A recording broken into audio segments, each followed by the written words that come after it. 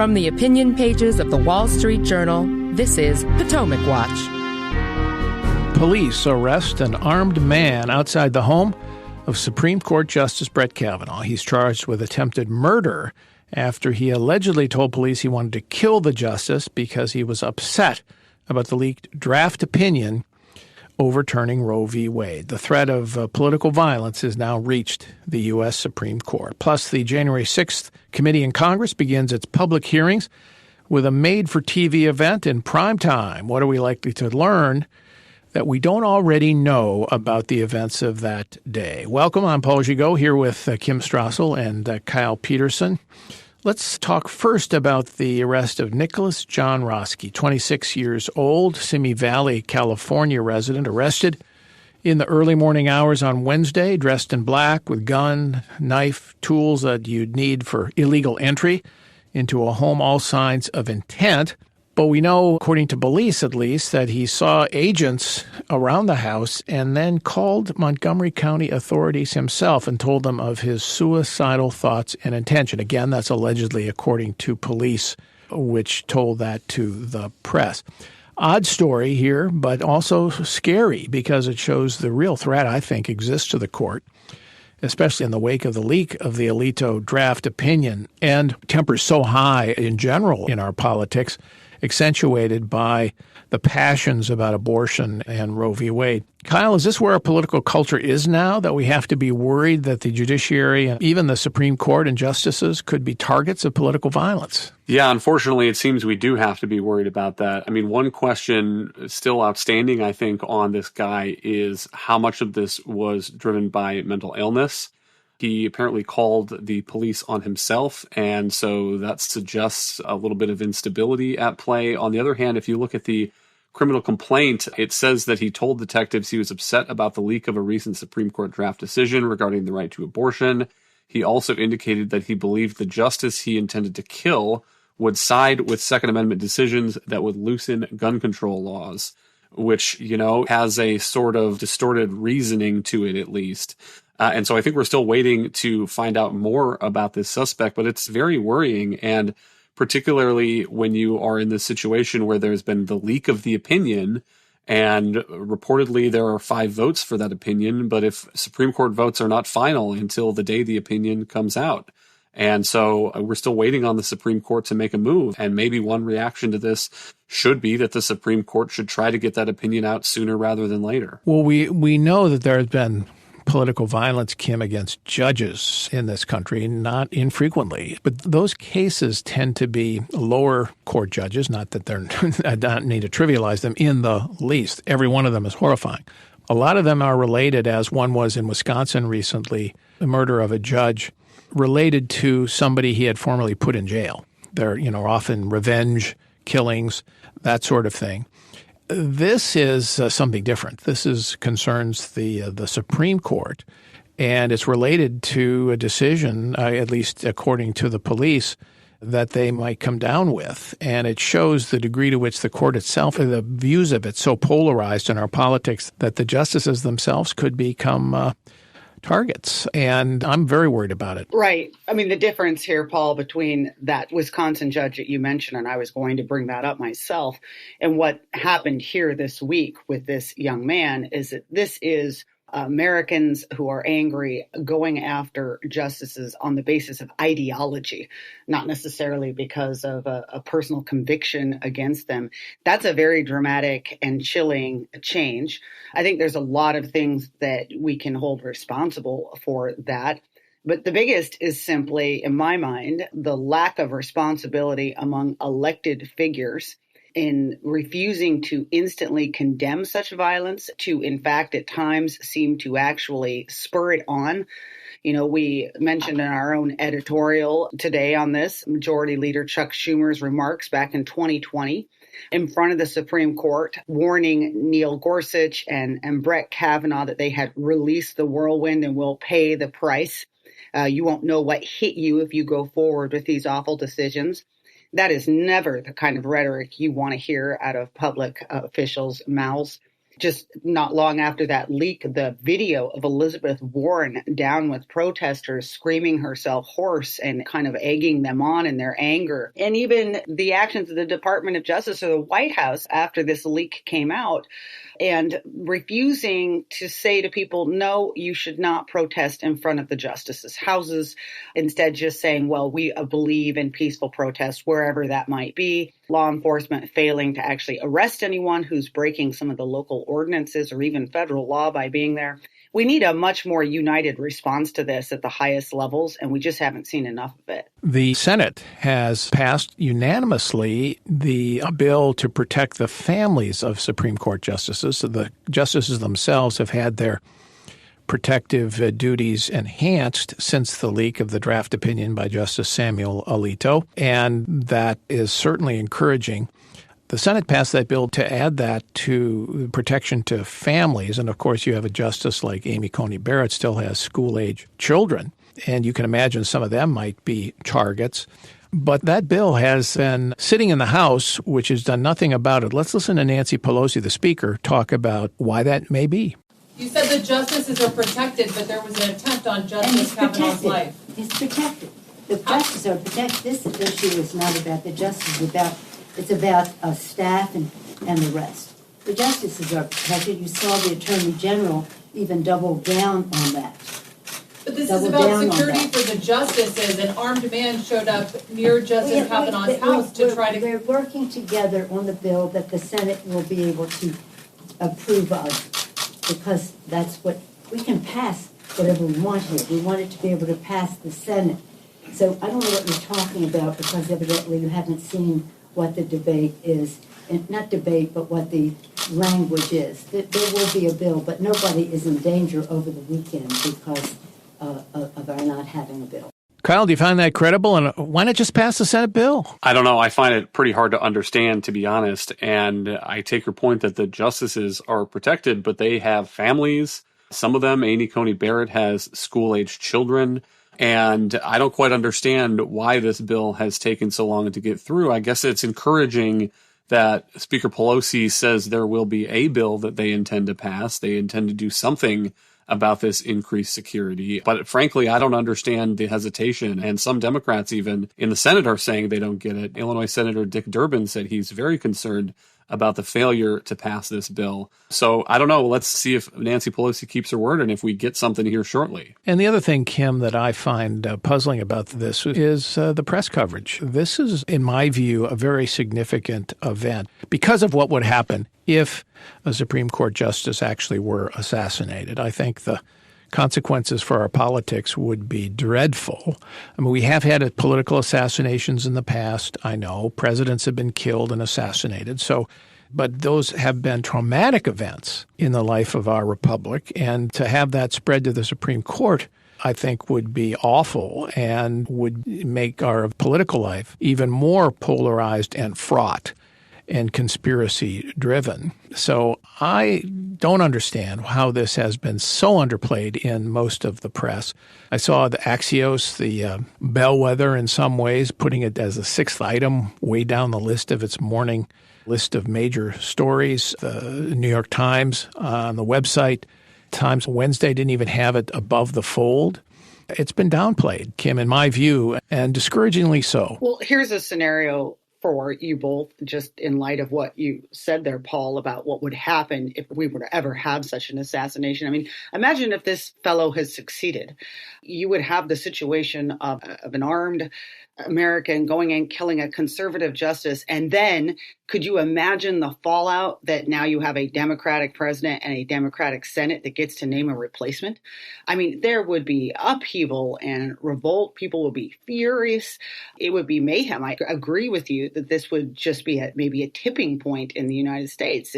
We cannot allow that to happen. And the press is been very irresponsible on this. And what's even more notable to me, it's not just how they're downplaying this, it's not that they downplay all political violence. I mean, one of the reasons that all of these headlines on the Kavanaugh attempt have all been at the bottom of the page or stuck in the back of the newspaper is because the front page has all been about the January 6th committee hearings, which, by the way, I think that was also a very important day when individuals rushed the Capitol, also a question of political violence.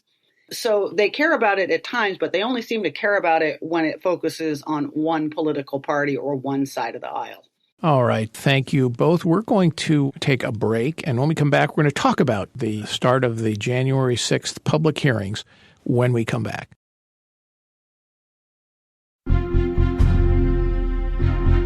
From the opinion pages of the Wall Street Journal, this is Potomac Watch. Welcome back. I'm Paul Gigot here on Potomac Watch podcast with my colleagues Kim Strassel and Kyle Peterson. The January 6th committee, the special committee of Congress, starting its hearings in a public fashion with an evening primetime hearing on Thursday evening, has been advertised as a made-for-TV miniseries, in essence.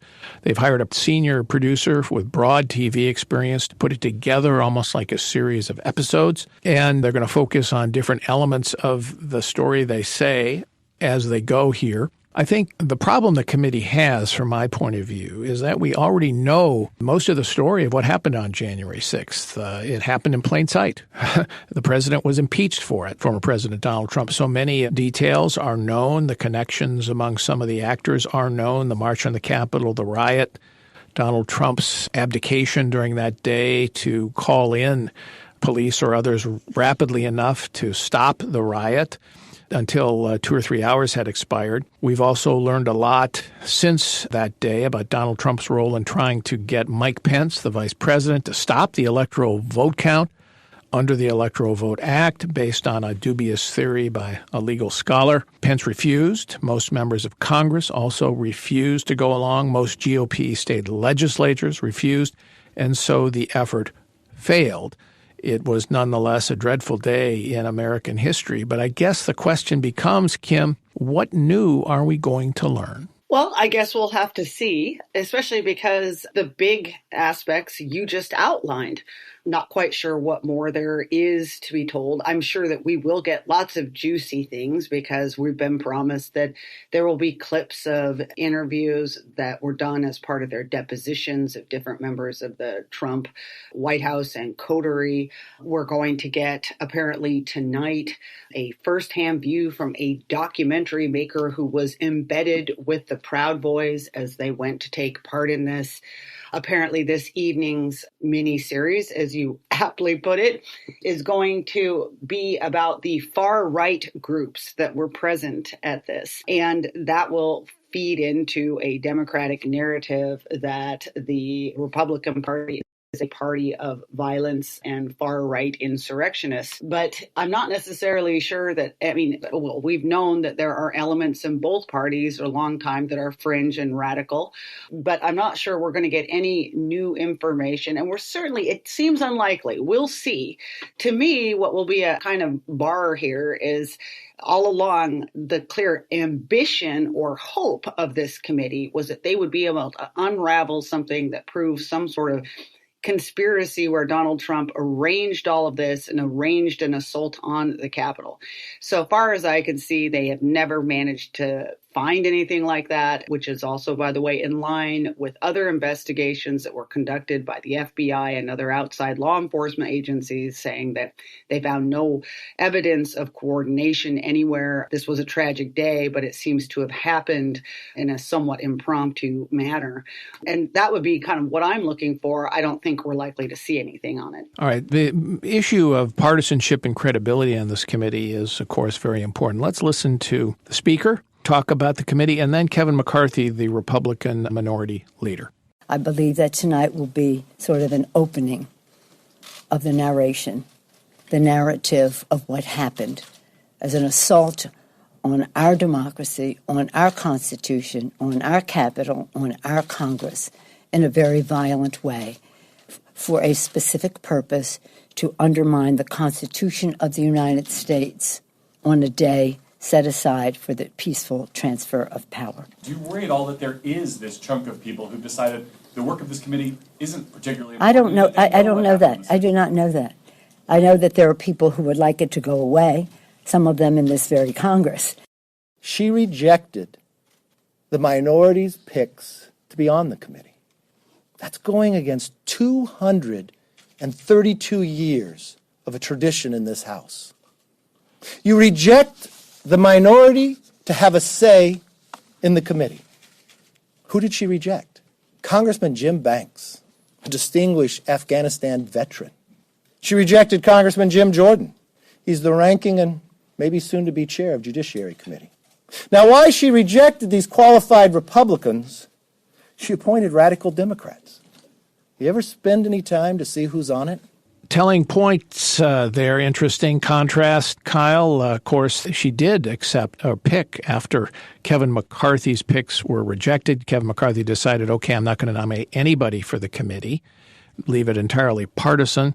The Speaker then picked Liz Cheney and Adam Kinzinger, two Republicans who were on the committee, Liz Cheney being vice chair of the committee and playing a substantial part in this. But in my view, I think it's a shame that Pelosi took this route, because had she accepted even Jim Jordan and Banks, no doubt they would have been fierce partisans. But if they were on the committee, they would have been at least forced, I think, to grapple with the facts of what happened and what were presented. Now the Republican Party is simply off stage throwing catcalls at this for the most part and basically telling their voters you can ignore all this because it's going to be a partisan narrative, not worth caring about it. So we don't even get a consensus view of what happened for the most part. It's really disappointing. Right. And, you know, we may not have gotten a true consensus view, because if she had taken the other route, we would have probably gotten a minority report from the Republicans on the committee. But at least there would have been some reason for Republican voters to pay closer attention to this. And I would say the same, I think, about this decision to make these hearings in prime time. That suggests to me that what they are intending to do is provide riot footage and provide a visceral experience for viewers that doesn't really get to the news of what they have, which could be in a written report if they have the goods on the news, if they have real information here. And I would just push back against Kim a little bit. I mean, I'm looking for two things out of these hearings. One is information that shows the extent to which the people in Trump's orbit were making decisions leading up to the riot that were pretextual. And I would point to a couple things that we've already learned. One is this text message from a Trump advisor, and he was texting the chief of staff, Mark Meadows, other people in Trump's inner circle. This was a couple days after the election, and he's saying, look at the results in Pennsylvania.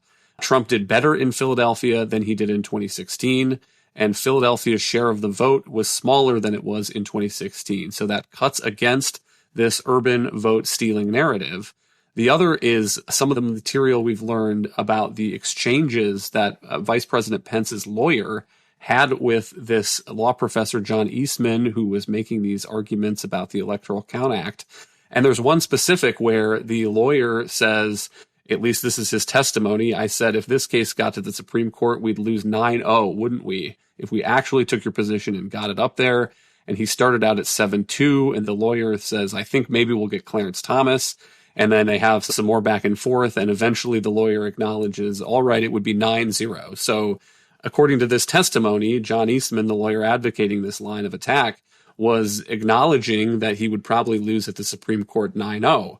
And I should note that I think John Eastman has denied that account of the exchange. But there could be some more interesting information that suggests that the approach they were taking was not really in good faith. Another thing is what was exactly happening, what Trump was saying and doing while the riot was going on, because we don't really know still. This was a big gap in the impeachment after January 6th. There's been some news reporting last month that Mark Meadows told other people, colleagues, here's the quote in the New York Times story, told colleagues Mr. Trump had said something to the effect of, maybe Mr. Pence should be hanged.